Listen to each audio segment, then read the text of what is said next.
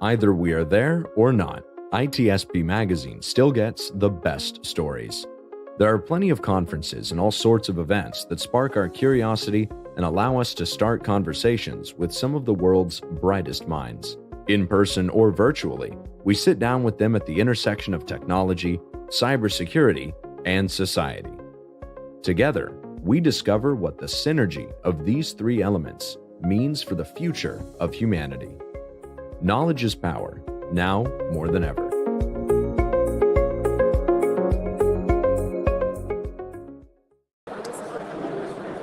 Look at that. We're live from the show floor. Woo!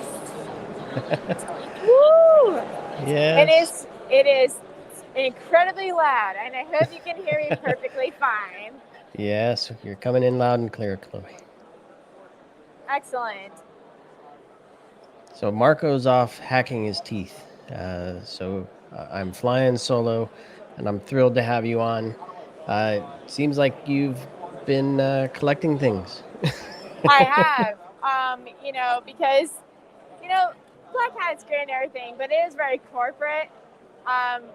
But this is when you start okay, so I'll rewind here. So the cool thing, like I said yesterday, was that on the badge itself, it gives you a little DEF CON logo right here to let people know if you're attending DEF CON, because you could get a DEF CON ticket. So now I'm able to see people when they come up or start talking to me that they're going to attend DEF CON. But today is the day we pick up our DEF CON badge. I have a lot of badges on. So this is the DEF CON badge. I have not put the battery in. I haven't connected it. But it looks amazing. Right? Keyboard music. Can't get any more cool than that. No, it's really cool. So I picked this one up today, along with the DEF CON package of all the agenda. And then I also saw MintyNet today, who helps with the car hacking village. And he got me this little thing. And it's like, you can have different flashes. So much more advanced than the one I got from him a few years ago. Look at that. I know. And he's got the tiger on it. He's carrying a giant tiger. Do you know how to pronounce the tiger's name? Is it Big Rinio? I don't know. I don't. I think, I should have pulled him to be on here today. I saw him this morning. I should have been like, hey, you should come back here. But yeah, we did a podcast with him talking about hacking cars. And it is very possible. I'm going to be at DEF CON. I'm so excited for that. Right now there is the Global Cyber Games happening. So I got to go and check that out this morning, and that was fun. And that's with the U.S. Is that U.S. Cyber Games? Not the U.S. It's Global Cyber Games, but it's the Global Cyber Games. Cat's Eye is putting that on. Is that right? Yes. At the HyperX. Exactly. Yes. So that was cool. I got to see the setup. It looks amazing in there. So I had someone come to Las Vegas to kind of see a little bit about the hacker scene.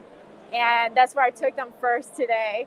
And so when they came there, they were just like, what is this? This is amazing. And I'm like, it hasn't even begun yet. So they're experiencing the hacker world a little bit today. Did you leave them there? I did not leave them there, but I know I'll be going back with them there. But nice. We lost your video. Yeah. There we go. Okay, now it's back. Yeah, there we go. But yeah, so that's kind of the stuff that I have on here. Lots of just badges. The beginning. It's just the beginning. The clinking sounds are fantastic. Whenever you're walking, you can hear. And that's when you know who here is going to DEF CON, who is not. And it's by the clinking number of badges. sound. Oh, yeah, and then I got this thing. This is at the Microsoft Security Response event from yesterday.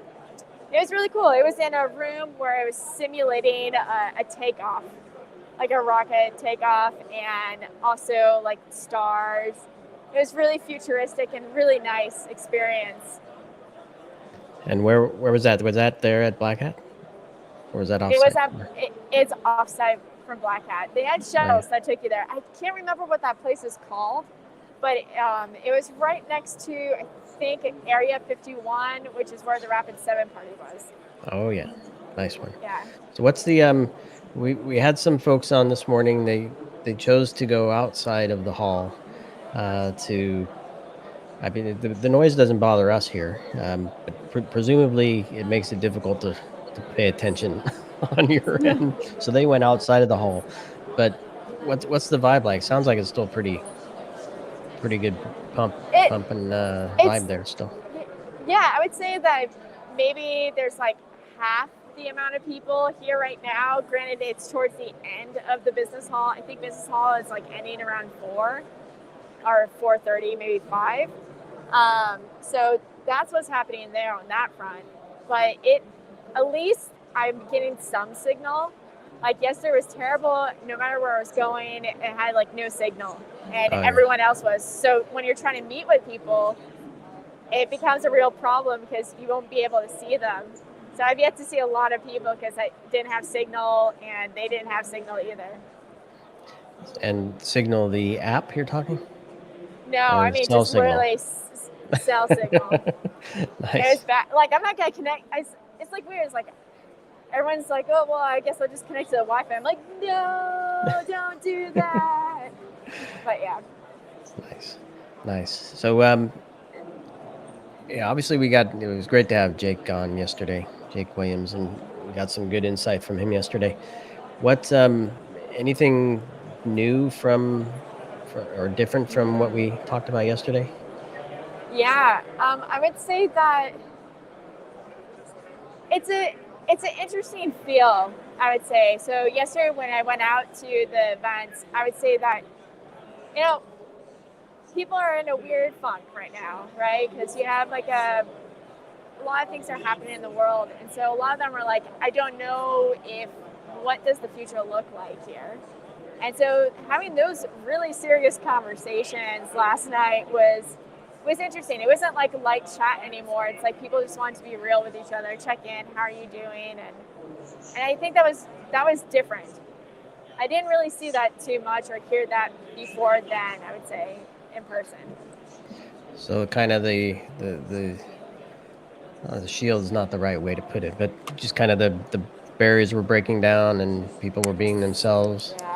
Yeah, it seems like people just want to be themselves, be accepted for who they are, and it seemed like the masks came off. And by not like physical masks, I mean like, the mask came off yesterday for many folks. And is it the same folks? I'm wondering, because obviously we're transitioning now from, I don't know how much corporate you can call it, but the Black Hat experience over to the DEF CON experience, and which each person attending has a different view on privacy, right? Black Hat's a little less private, right? But I'm wondering, was there any difference in the attendee for that feeling? Like were Black Hat people more open versus DEF CON, or? It's kind of a weird thing because I would say that it's a little bit different because when you're around like the hacker community, it kind of has like this understanding where we're all kind of in the same place.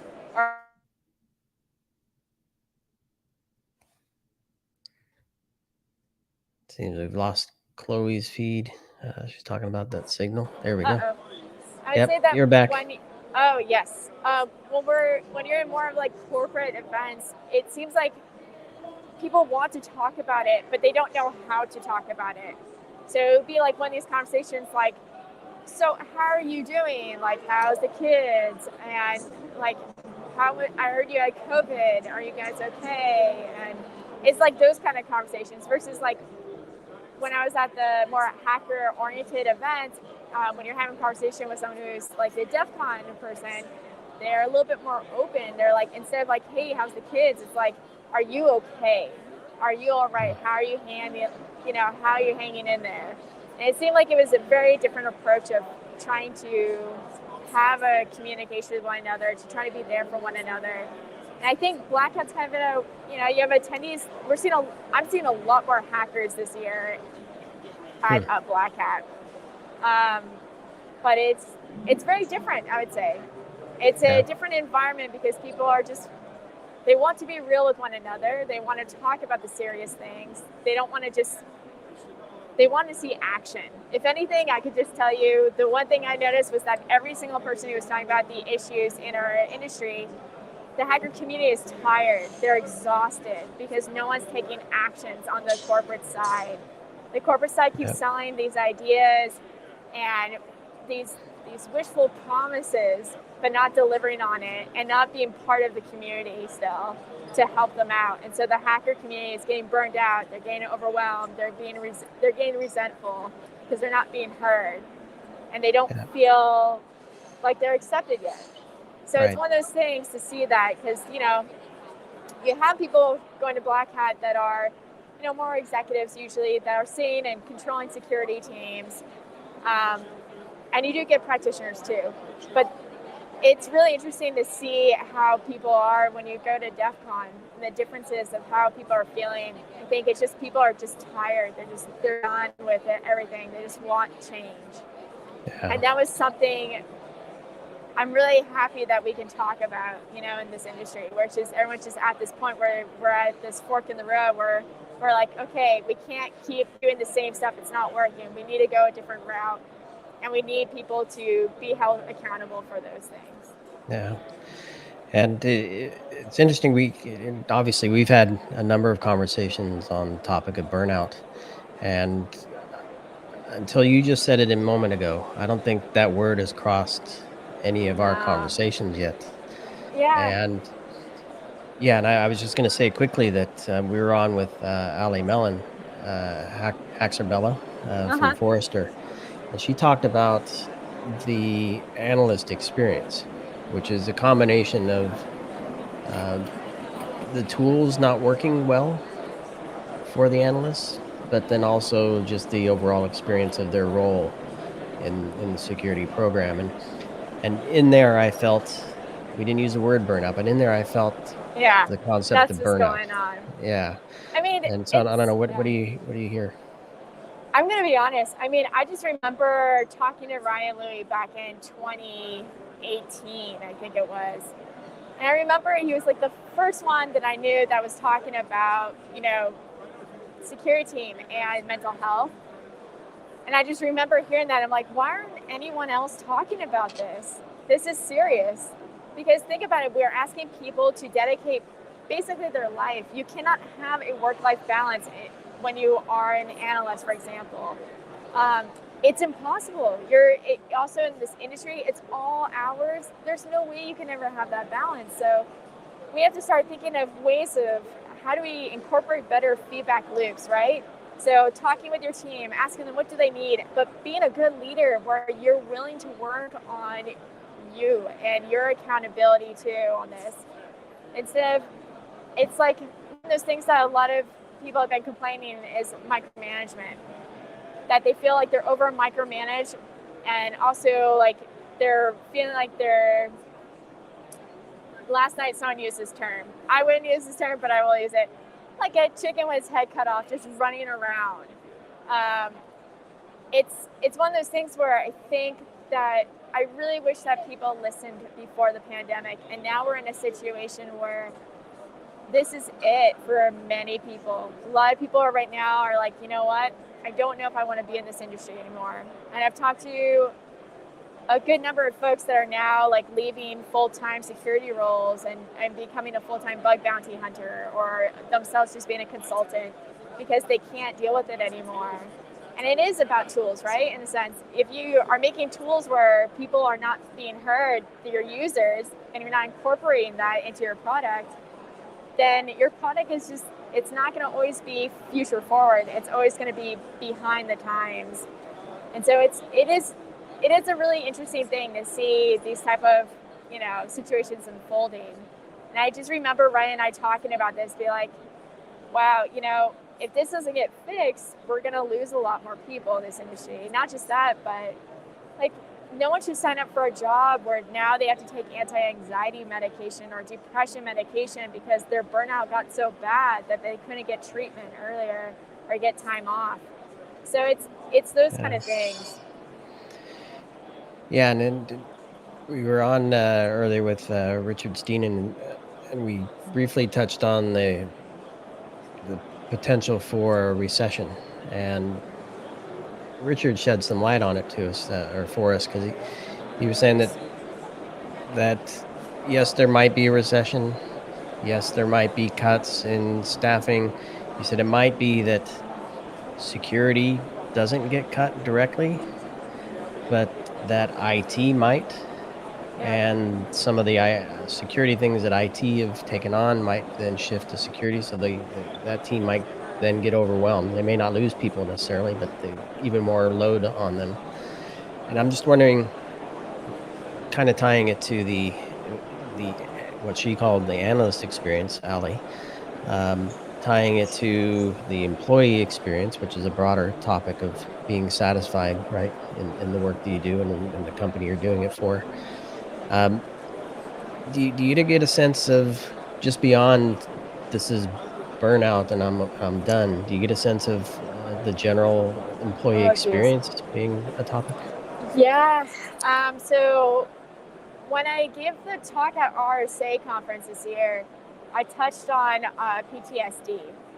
A lot of times when people were talking to me about like that they have burnout symptoms or anything like that, I had a checklist, and the checklist was PTSD symptoms. And to note for folks that aren't aware of this, PTSD and burnout do mimic each other. You can have both, or you can have either one, but they are very similar, the symptoms. And so when I'm going through these conversations to collect research and they're sharing their personal experiences, it was me being like, do you have a therapist at this time? They're like, I'm actually looking for one right now and I can't find one. I've been on the waiting list for like months.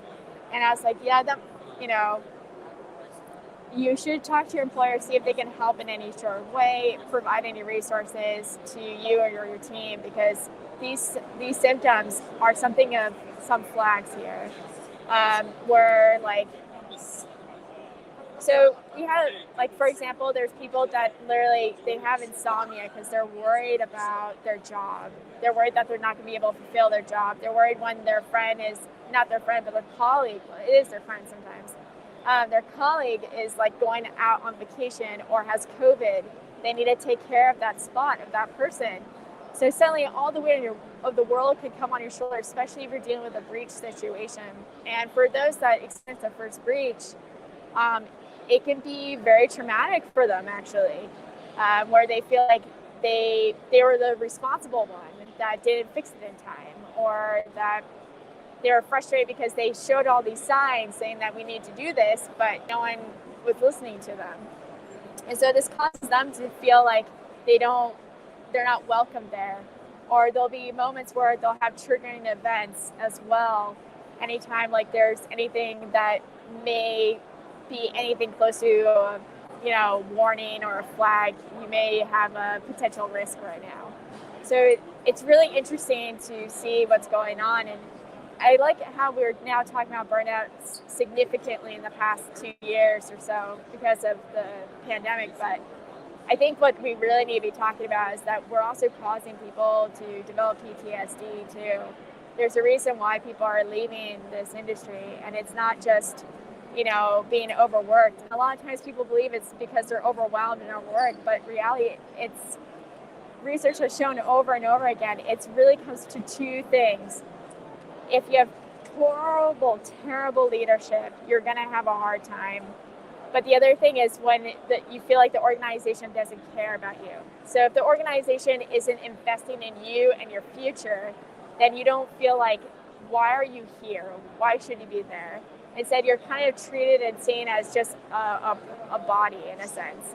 And so that's the thing I think we need to have more conversations about, is how do you invest in your team? How do you invest in your employees so they don't leave? So they feel like they're coming in thriving every day.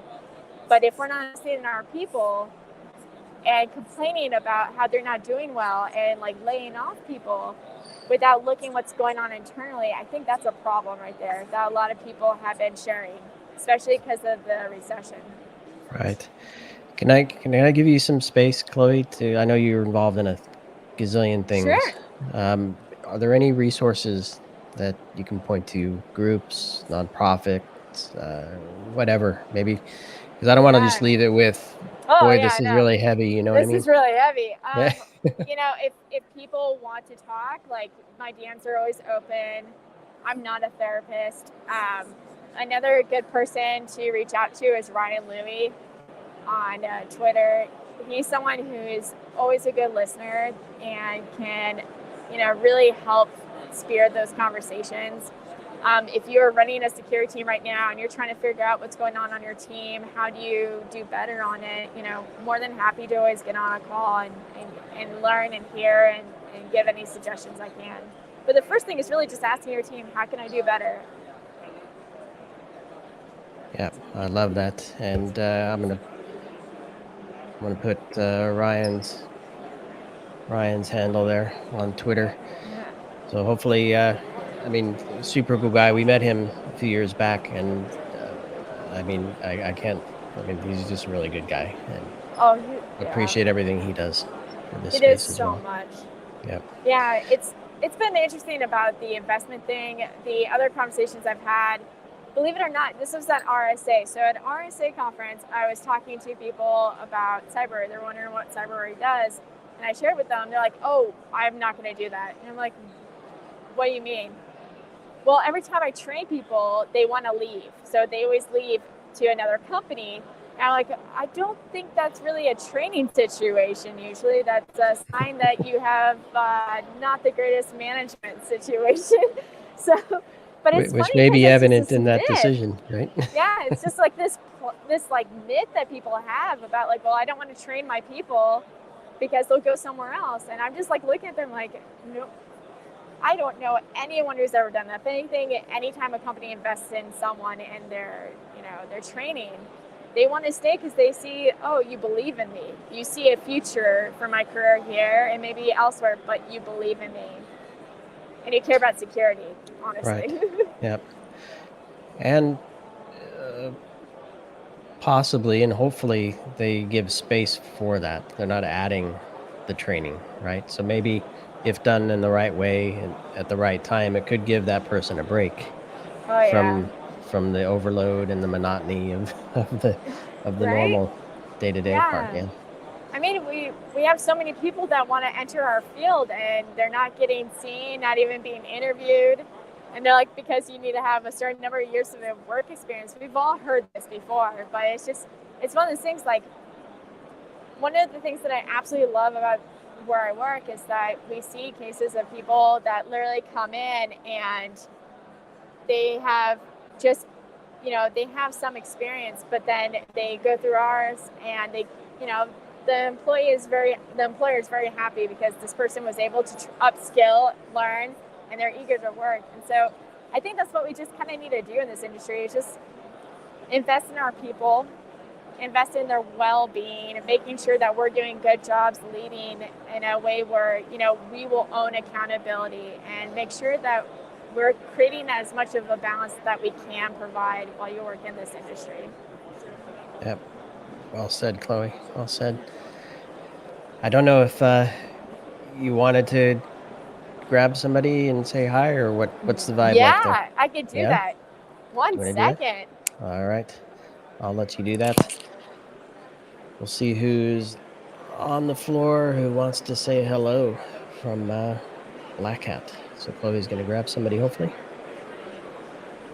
Like she was saying earlier that maybe somebody who's new to the scene there, kind of get their perspective. Let's see who shows up. What am I doing?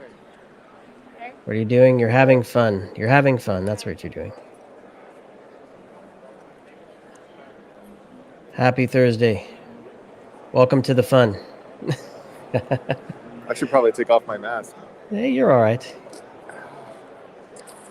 Hi. How are you? I'm trying to think if I recognize you. I don't know. I don't think I don't so. know. I don't think so either. Who do we have here? I am Nick Misner. I'm head of product at Cyber. Nice. Yeah, we have not met, but it's a pleasure, Nick. Good to have you on. Sure. So thanks for joining Chloe here for this. Yeah, nothing in particular. We just wanted to say hi and see what kind of what's going on there. What's the vibe? I'll just ask you this: any interesting conversations you have that stick out to you? Anything that made you We've, go, "Wow, I'm really glad we had that chat with somebody."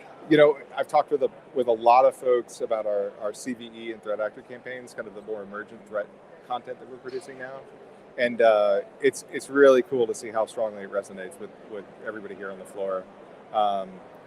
Even folks who know Cyber, from years past, everybody's ears perk up when they see it. And so people who don't know us, it's a pretty fresh approach to training. So I'm excited to see how that's resonating with the market. Nice. And what I don't know if you had a chance to kind of cruise around other parts of the floor, or you've been stuck there the whole time. I've been working the booth. Yeah. Yeah. Your feet and your dogs are barking. Is that what they say? A little bit. Yeah, my dogs are barking for sure. Nice. What about events and other things? Do you have any chats with other folks outside of the hall? Not too much. I mean, really, I've stuck to the hall. For me in my role, it's an awesome opportunity for me to actually get to talk to the people who are using the product, or we would like to use the product. So, I'm really learning as much as I can here. So that's one of the reasons why I'm sticking close to the booth, is it gives me a chance to interface with as many people as possible, to understand what their needs are and how we can meet them. So how, maybe share with me quickly how training fits into a security program. Where does it fit in? Theory or practice? Practice. What are you finding? Because I mean, we see the marketing stuff, and then there's reality.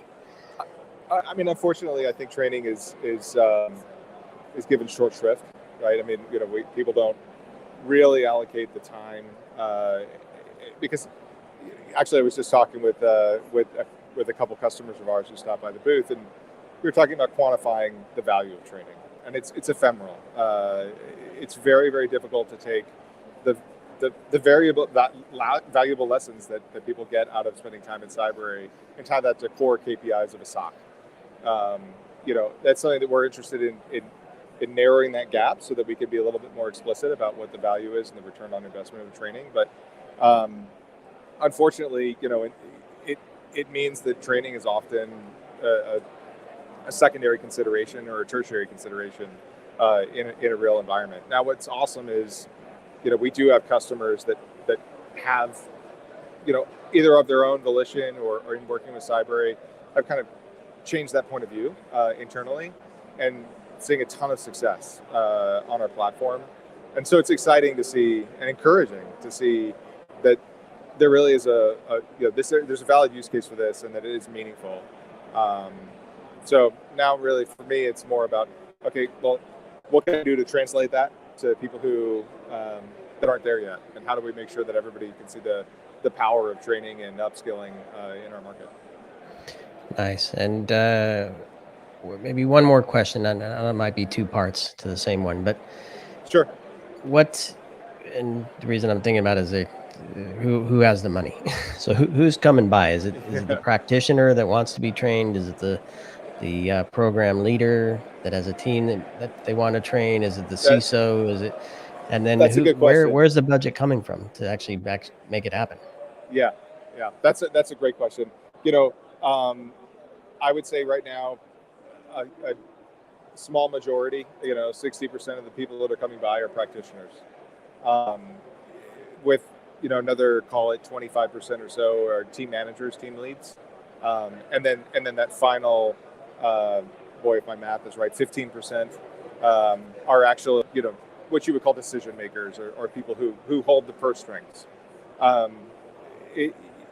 When we're talking to practitioners, or even those team managers, I had one guy, we have Cyber stickers, We walked him through the value prop. We walked him through what we had to offer. He put the sticker on his forehead. He said, "I'm going to go talk to my boss." So unfortunately, we're not talking to as many decision makers as I'd like to. I'd love to hear more from them, because that really is where articulating the value is critical. Is at that level. But it seems like we're turning a lot of heads with practitioners and managers to go and prompting them to go to speak to the right people to actually make the purchase. Yeah. And I was just chatting with Chloe about the whole notion of employee experience, and there's a lot that goes into that. Big part of it is feeling, I'll say cherished is the right word, but feeling valued, right? And feeling an investment being made in them, and having some flexibility for meeting the employee's needs. And that's going to look different to every employee, right? Some want the money, some want the location, some want the training, some want the flexibility of hours. But at some point, it's that full experience that will, and that's why I was asking the budget, because to me, that experience is driven, at least from my perspective, by HR, right? Not by a single manager in the company, but it's the culture of the company, which I believe HR kind of has the reins there. Well, it's true. That's true. And I think one of the things that's critical is we talk to a lot of folks where they, even if the budget is available, there's not a lot of thought behind it. We're gonna buy cyber and make it available to them. And I think to your point about that notion of appreciation, the value that we're trying to inculcate with folks who are on the front lines, it has to be more than just here's a tool, you can use it if you want to. I think investing in the thoughtfulness about, okay, here's a way to use it. Let me help you get the most out of this for you and for the company. So, and that's where we see people win. The programs that we work with, where they have a philosophy and a point of view on training, they're the ones that get the most out of cyber, and I think really their teams are happiest for it. Yep. And Chloe was also mentioning that some people are afraid to train, and then the person leaves. And all I can think of is, well, yes, they might go to a competitor. Even if they do, what's the big deal? But chances are they're going to somebody that's within your ecosystem, or a third-party vendor, or don't we want to just raise the bar for the industry anyway? So we're kind of all 100%. Better. Yeah. So it's strange sometimes the way people think. No, I couldn't agree more. It's a really short-sighted point of view. I know, the talent's at a premium, and so I can understand the concern, but to choose not to invest in people is it just ultimately, I don't think it pays off for either the employee or for the company. Yep. Well, Nick, it was a pleasure to meet you, and a joy to chat with you. I feel like I know you now. So, hopefully get a chance to chat again. And thanks to Chloe. I see her making her entrance back into frame. Let me turn you over to Chloe. All right, thanks. Keep well, man. So you met Nick. Yes, and I meant to put his name up on the screen. I totally failed as a producer. But anyway, we'll it's okay. We'll include, he could be Chloe for a day. That's right. He was Chloe for a few minutes there anyway. But we'll put his info in the show notes for sure, so people can connect with him. Well, Chloe, it's always fun and informational talking with you, speaking with you, and exploring life with you through cybersecurity. And I'm glad you're there and enjoying that, and hopefully the transition to the other half of summer camp is fun for you. Oh, I absolutely love it. It's interesting because I remember when interviewing with them, I wanted to know what their goals were, and their goals was to make sure that we make a dent in this industry. By that I mean, like, we convince people to invest in their people, and that we start reducing the gatekeeping in this industry, making sure that everyone is accountable and wanting to help as much as possible. And that's the one thing I love, is basically my role is to provide feedback loops hearing from the community, hearing from the practitioners, hearing from the executives, and making sure that what we're doing is creating a difference, even if it's a little ripple effect, right? At the end of the day, I think that's the most important thing we can do. Yep. Well, I like holding people, each other, not people. I like the fact or the idea of holding each other accountable, as long as we know what that is that we're holding each other accountable to, right? So you got to be super clear about that, and then hopefully everything else will follow. All right, Chloe. Exactly. Well, listen, Oh, go ahead. Definitely. Oh no, it's just like absolutely, definitely. It was lovely to be here again. Yep. On day 2. Day 2, yes. It's one big long day for you, I'm sure, and hopefully a three-peat tomorrow from DEF CON. Yep. Looking forward to it, Chloe. Be at DEF CON. Have a good night. Likewise. Talk to you soon. All right. Thanks everybody for listening. See you tomorrow. All right. Bye. Bye.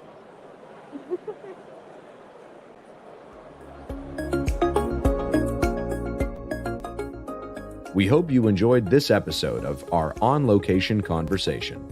If you learned something new and this podcast made you think, then share ITSPmagazine.com with your friends, family, and colleagues. If you represent a company and wish to associate your brand with our conversations, sponsor one or more of our podcast channels. We hope you will come back for more stories and follow us on our journey. You can always find us at the intersection of technology, cybersecurity, and society.